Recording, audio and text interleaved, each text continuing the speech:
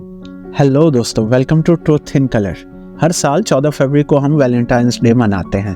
ज़्यादातर लोग किसी खास शख्स को एक कार्ड देते हैं या फिर मिठाई और फूल देकर खुशी मनाते हैं, और इसलिए सेंट वैलेंटाइन को मोहब्बत का पैट्रॉन सेंट कहा जाता है।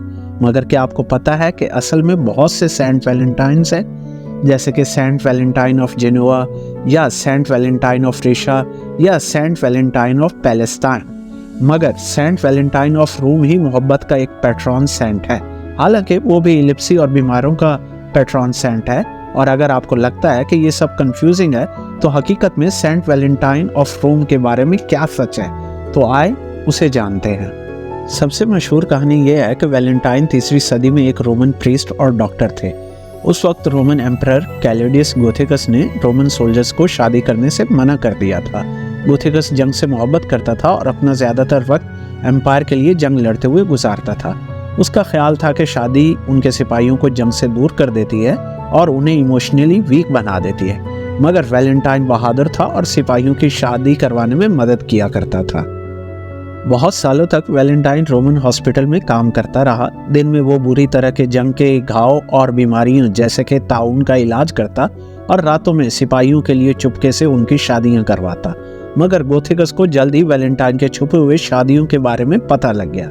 वो गुस्से से भरा हुआ था और उसने वैलेंटाइन को गिरफ्तार करके जेल में डाल दिया। अब जेल में वैलेंटाइन सिपाहियों की मदद नहीं कर सकता था। कहानी यह है कि उसे एस्टेरियस द जेलर के नज़दीक रखा गया।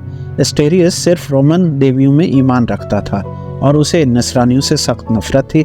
एस्टेरियस की एक बेटी थी जिसका नाम जूलिया था, जो अंधी थी।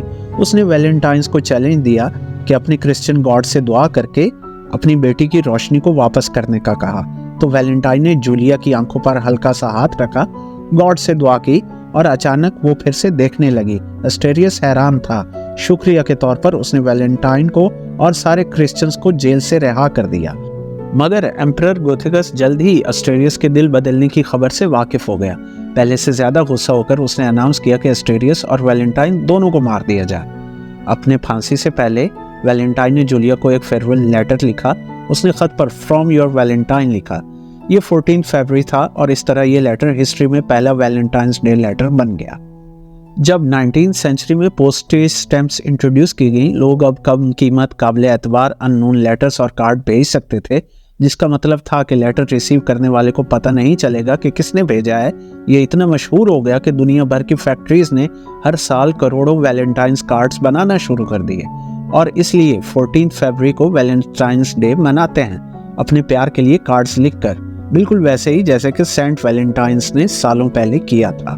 चैनल को सब्सक्राइब करें, वीडियो को लाइक करें, शेयर करें। Thank you.